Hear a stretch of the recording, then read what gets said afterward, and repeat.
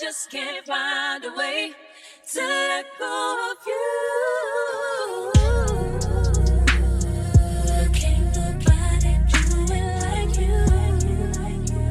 Said every little thing.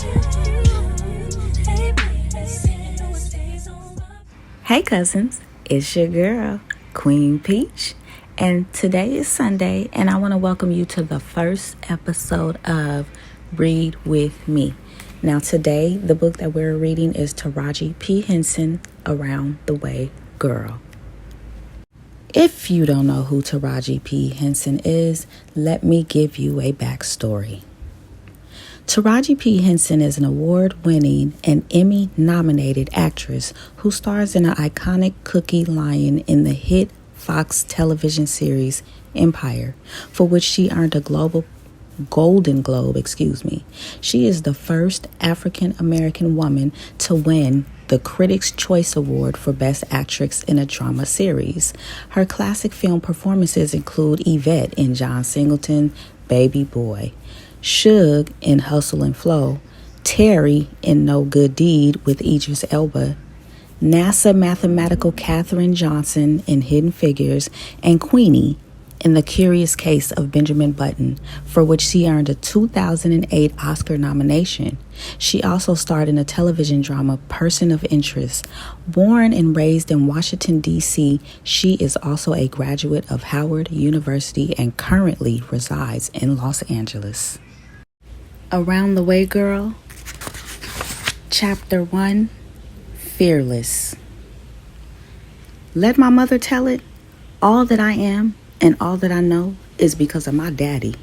A declaration that some might find shocking, considering the list of negative attributes that floated like a dark cloud over my father's short, hard-lived life. During his 58 years on this good green earth, Boris Henson, reared in Northeast D.C., had been homeless and broke, an alcoholic and physically and mentally abusive to my mother during their 5 years together, plus prone to hot tempers and cool-off periods in the slammer. With that, many strikes against his character, I can imagine that it's hard for some to see the good in who he was, much less how any comparison to him might be construed as a compliment. But Daddy wasn't average. Yes, there are plenty of fathers who, grappling with their demons, make babies and leave their mamas and disappear like the wind, without the care in the world about consequences. The scars run deep. That, however, is not my tale to take. The truth is, no matter how loud the thunder created by his personal storms, my father always squared his shoulders, extended his arms, opened his heart, and did what was natural and right and beautiful. He loved me. My father's love was all at once regular and extraordinary, average and heroic. For starters, he was there. No matter his circumstances, no matter what kind of fresh hell he was dealing with or dishing out, he was there. Even if he had to insist upon being a part of my life. One of my earliest memories of my dad is of him kidnapping me.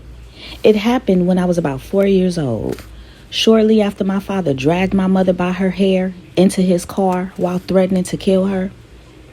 I'm told that the only thing that kept her from being dragged down the street with her body hanging out his ride was my aunt's quick thinking. She pulled the keys out the ignition before my father could speed away.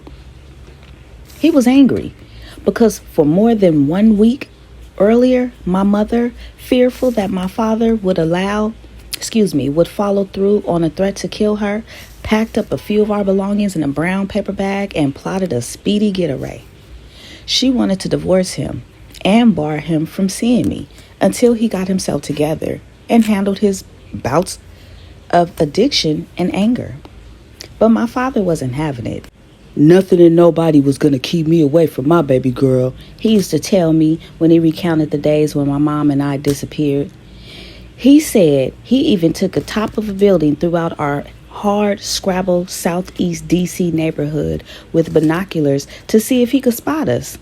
We were long gone, though, hiding out where he didn't think to look, back and forth between his parents' home in Northeast DC and his sister's place in Najami, a small town in southern Maryland. It took Dad more than a week to track us down at my aunt's place. When he finally made it over there, he waged war on her front door, banging and hollering like a madman, demanding to see me, his daughter. "Let me see my baby," he yelled. "Taraji, come see your daddy." I was in the living room watching television, which was in the back of the apartment, in a thin pair of pajamas, watching television and pulling a comb through my doll's hair, when I heard my father screaming my name. That doll didn't have a chance. I left it, the comb, a brush, and a bowl of barrettes and bottles right there in the middle of the floor, and started rooting around the recliner for my sneakers with the flowers on them with my mom. A naturally gorgeous cocoa butter with a beautiful halo of hair rushed into the room to check on me. Come here," she said, scooping me up in her arms. She sat on the edge of the couch, rocking side to side, her palm, warm and slightly sweaty, pressed against my head to her chest. The thud of her heartbeat tickled my ear. I was much too young to understand the dynamics of my parents' relationship. That my mother was running for her life after he'd lost his temper one too many times and hit her. Nor did I understand that my father was violating my mother's wishes and scaring her half to death by dropping by unannounced and demanding time with me. All I knew was that my father was at the door and he wanted to play. That he would once again, as he always did, sprinkle magic on whatever had been going on that day. Try as she might, and despite my aunt's pleas not to open the door, my mother couldn't ignore the scene Dad was making. The banging and the screaming. It became too much.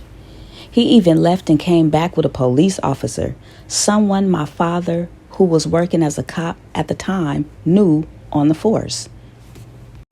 To place it him and keep my aunt, I'm sure, from being the laughingstock of the neighborhood, my mother finally, slowly walked to the front door with me in her arms. "Look," she said, seething. "You have to stop it with all this noise, please. You can see her for a few minutes, but then you have to go." Dad, burly and strapping, standing at well over 6 feet tall, didn't give my mother a chance to put me in his arms. He snatched me and took off running into the winter chill, me dressed in nothing but those pajamas. Nothing could stop him.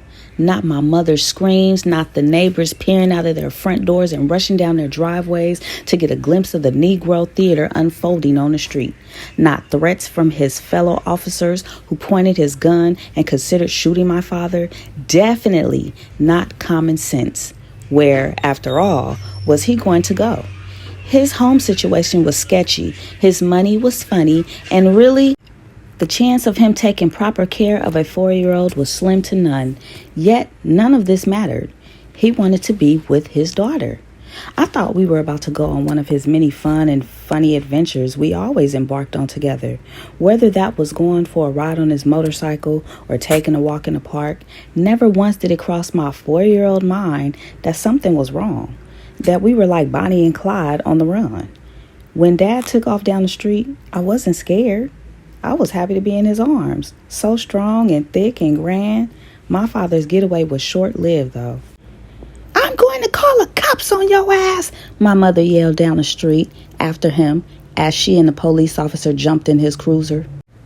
From the front seat of that cop car, my mother searched frantically for me and my father for hours, unaware that he'd stolen me away to a friend's house somewhere in the same neighborhood. It was my dad's friend who convinced him to let go of all that passion and make way for common sense. There was no way he'd be able to get away with stealing his daughter from his wife, and he finally acknowledged that.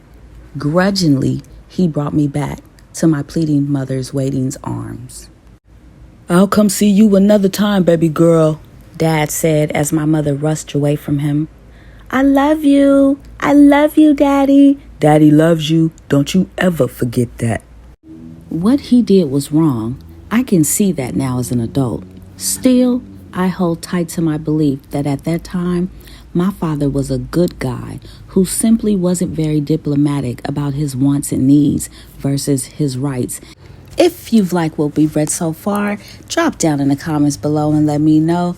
I love me some Taraji P. Henson, you guys. You guys can't tell me this ain't my sister. You feel me? And this book right here is really giving us a glimpse into her life, and I really appreciate this memoir. Like I said, drop down in the comments below. Let me know what you think of this book so far, and we will continue story time. I'll be back. Until then, I'm out. Deuces. I just can't find a way to let go of you.